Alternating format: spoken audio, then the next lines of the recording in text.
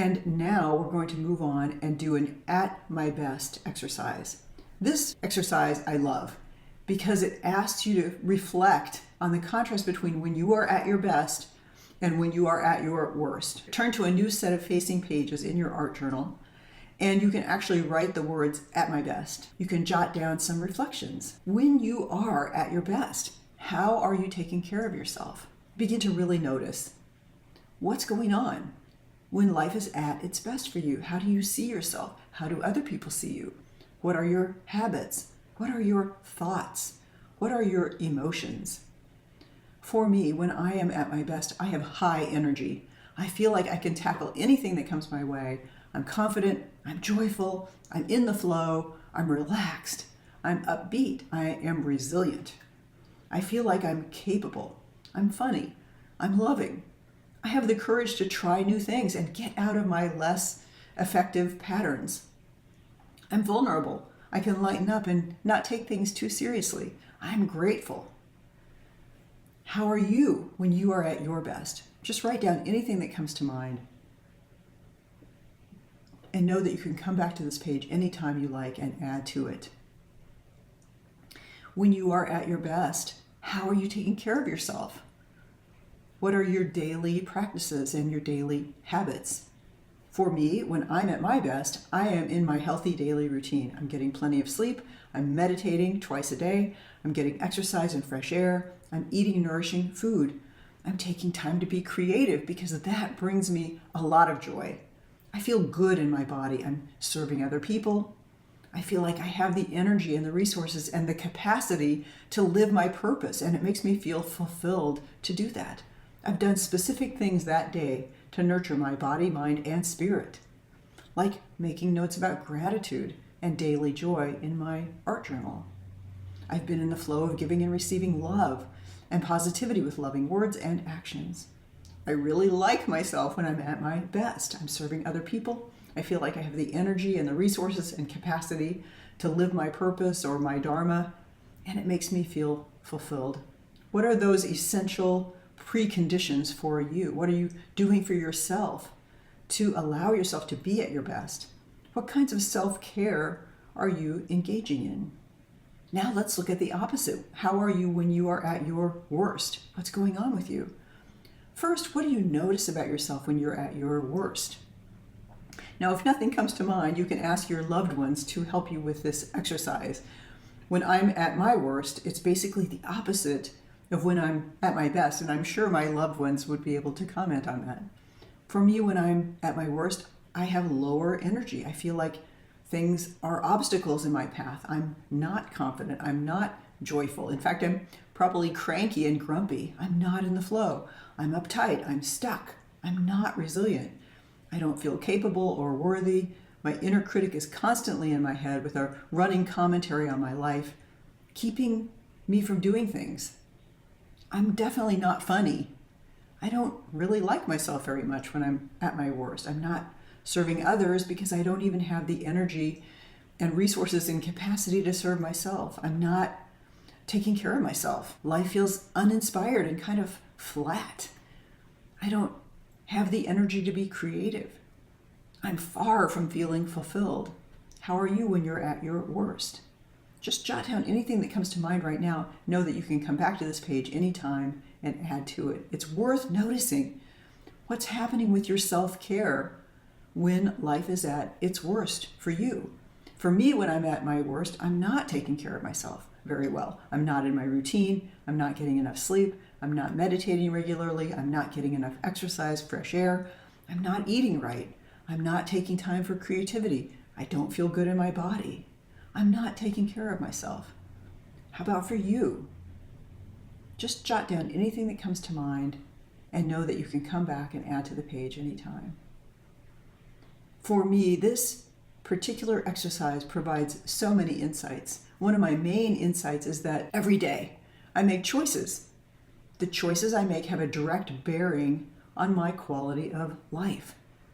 So I come back to these pages again and again anytime I need to get unstuck. And I'd love to hear what insights you're getting from this exercise. So those are the kinds of insights I put on my At My Best page. And I found some images and some words to add to make those pages really mine. Now, in your workbook is something really cool that you can do. This is an I am mandala, and it's a cut and paste thing. So you can fill it in and then cut it out and paste it in your art journal. And this is something you can do to be inspired by your gifts and talents and your at your best work.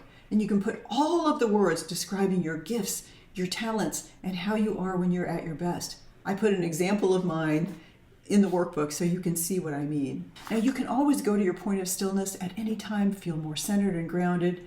You're learning all kinds of tools and techniques and thought habits that help you stay in balance and help you spend more time at your best. And as you spend more time at your best, you reinforce those good habits that take you there. You begin to feel more connected to your purpose so you can experience more meaning and joy. This allows you to harness the positive energy you need to make a bigger difference and use more of your capacity and bless the world with your unique gifts and talents. As you practice silencing your inner critic and releasing self-judgment, you find your voice and you feel excited to express yourself. You experience your creative juices flowing. You feel more passionate and connected with life. The divine emotions are more present in your life. Have you heard of the term divine emotions? They are friendliness, love, compassion, joy, and equanimity. I love that, the divine emotions. So you do experience more daily joy, more self-compassion and love, greater confidence, greater gratitude. And in this way, you cultivate a constant sense of well-being. That's why these types of exercises are so important as you go on your transformational journey. You realize that as you free your inner artist, your canvas is your life. A true artist creates the life they want. In the Soul Artist Experience series of courses, you explore lots of ways to get to stillness and silence, including breathing, mindfulness, different meditation methods, and these kinds of exercises. So now let's talk about desires. We're going to switch gears and talk about desires. Throughout the whole course, we'll keep coming back to a few themes. And one of those themes is for you to continue to examine your desires. And we started it in meditation today with the question, what do I want?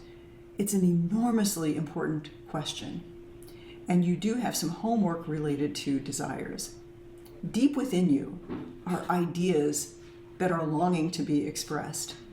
When you act on those things that bring you joy, you begin to discover some important inner truths. Joseph Campbell said, follow your bliss, and the universe will open doors where there were only walls. Examining my desires led me to take several steps on my path to finding my post-retirement purpose. Now, you'll be asking yourself throughout this program, what do I truly want to be, do, and have? I followed up on a long-held desire, and I became a Chopra certified meditation coach. I overcame my fear of self-expression, and I wrote a book, Another Desire. After making art for years as a hobby, I found the courage to declare myself an artist. So you will ask yourself these same questions and start to examine, what do you want to be, do, and have? I felt as though an inner voice was drawing me along each step in my journey as I got clearer on what I wanted to be, do, and have. The Buddha said, your purpose in life is to find your purpose and give your whole heart and soul to it. In Eastern religions, they call this divine purpose your Dharma, D-H-A-R-M-A. What do you want? What are your deepest desires? What do you truly, in your heart of hearts, want to be, do, and have? When you do this deep work around your true desires and you begin to explore purpose and destiny, you're really asking, how can I use more of my potential? How can I use my gifts to make a bigger impact in life? So I will ask you in your homework to write down your most important desires and put it somewhere you'll see it every day. You can think of your desires in the categories shown in the workbook. This is on page 3 in your workbook. And you can think of your desires in the categories shown: material, emotional, spiritual. This desire sheet is in your workbook, and it provides you with input for your What Do I Want journal pages. So feel free to keep adding desires there too, because you'll be triangulating ideas. And if one way doesn't give you an insight, perhaps you will get it another way. So you will see that we come at this desires work from different angles. Also, I mentioned this before, but don't worry if some of your desires are material things. First of all, there's nothing wrong with having material desires. Secondly, your desires are clues. So really think about it and do the inner work to examine what you truly want. And while you keep creating, I'm going to talk about your homework. And this is all also explained in your workbook. So you do have some homework. You need to complete your desire sheet, as I just said.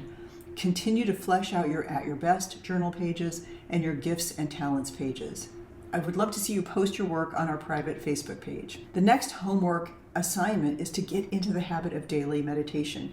You might already have a meditation practice, and if you have something that works for you, please keep using that.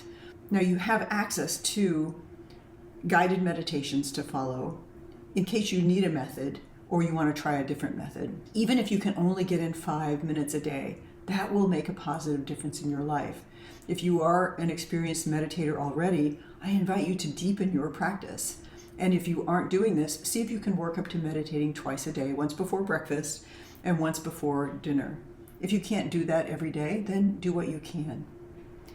As I said, I'm a meditation coach and I was certified to teach at Chopra Global and other places too. I have a lot of different types of guided meditation that I can make available to you. Remember that your At Your Best homework asks you to reflect on the contrast between when you are at your best and when you are at your worst.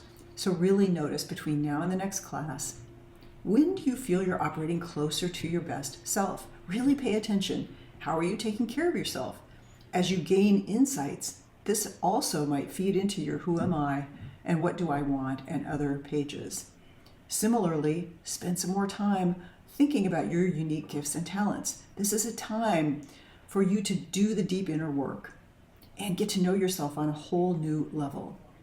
Think about it, ask your friends and family, and have them help you think back through your whole life.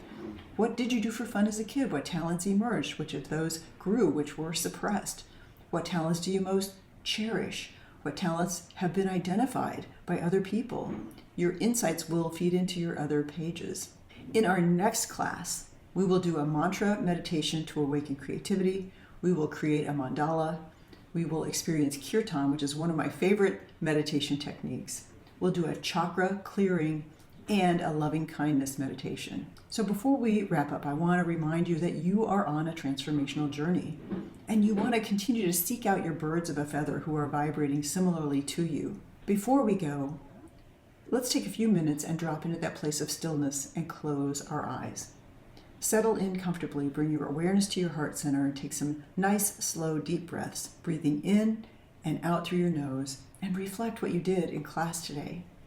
You allowed yourself to experiment and play and discover what feels right for you in the moment. You began to express yourself in your own unique way. You began to connect to your intuitive, creative, and spiritual self. You're starting to realize that you are not only creating what happens on your canvas, you are creating your own reality, your own life. You asked yourself, maybe for the first time, the all-important soul questions. Who am I? What do I want? What is my purpose? What am I grateful for? You began to examine your unique gifts and talents and how you are when you're operating at your best. You're primed and ready to identify your deepest desires. You started some layers in your art journal and began to learn to creatively respond to what is in front of you. So now just spend a moment in gratitude, thanking yourself for making the time to expand and move closer to becoming your best self. And now take a deeper breath. And when you feel ready, open your eyes. And let's bow soul to each other with the blessing, Namaste.